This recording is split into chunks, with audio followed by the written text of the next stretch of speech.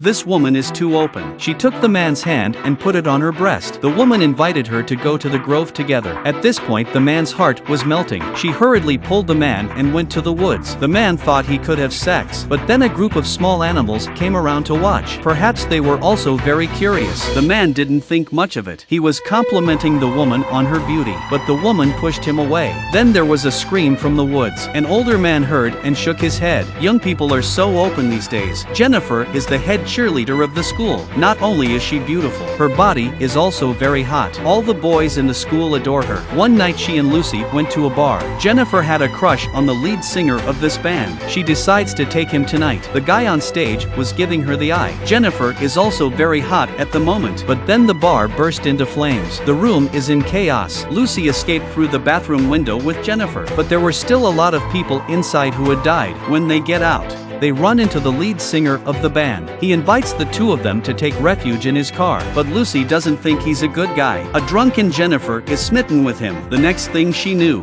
she was in the car with the man. No one knows what will happen to Jennifer next. Lucy had a feeling something bad was going to happen. When she got home, she called her boyfriend in a hurry, but he told her to mind her own business. Just then the doorbell suddenly rang. She opened the door to find no one outside, but she didn't know that a figure had flashed behind her. She closed the door and was about to go upstairs when she noticed something was wrong. The water was dripping from the bathroom faucet. It was as if everything was spooky. But then she turned around and was startled. Jennifer was staring at her covered in blood. No matter how much Lucy asked her, she wouldn't say anything. Then she started looking through the refrigerator for food. Lucy was stunned. Lucy rushed to the phone and tried to call the police. Jennifer pinned her to the wall, and then she threw her out again, but she didn't hurt her. Then she left in a hurry. The next day at school, Lucy was still thinking about what happened last night, and then Jennifer suddenly appeared in front of her, as if she had forgotten all about last night. Because of the bar fire last night, many students in the class were burned to death. Everyone was very sad. Jack was outside alone and sad. At that moment, Jennifer came over and invited Jack to the grove. In the face of the goddess of invitation, he was too embarrassed to refuse. But when he got to the woods, the woman pushed him into the trees. Then a scream came from the woods. Soon after, the police found the body of Jack. The police suspected that he had met a wild animal in the woods because his body was covered with bite marks. On the other hand,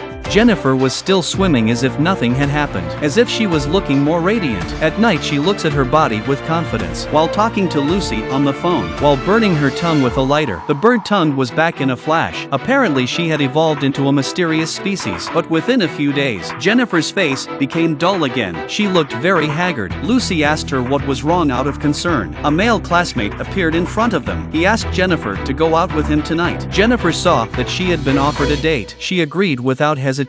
In the evening, he drove to the address Jennifer gave him, but the place had an eerie feeling. There wasn't even a street light on the road. Finally, he came to a house. The house was covered with candles. There was an air of romance all the time. Suddenly, Jennifer appeared behind him. She looked very weak now. Suddenly, a bunch of rats appeared on the floor. This startled him. Then the pupils of Jennifer's eyes suddenly became smaller, like a cat. The next second, she was back. The man was stunned, but unfortunately, he was killed here. On the other hand, Lucy was driving home. Suddenly, the woman thought she was hallucinating, but the next second, the woman was stunned. She rushed to turn the car around and run away. When she got home, she was in a state of shock. She managed to calm herself down. She was going to bed.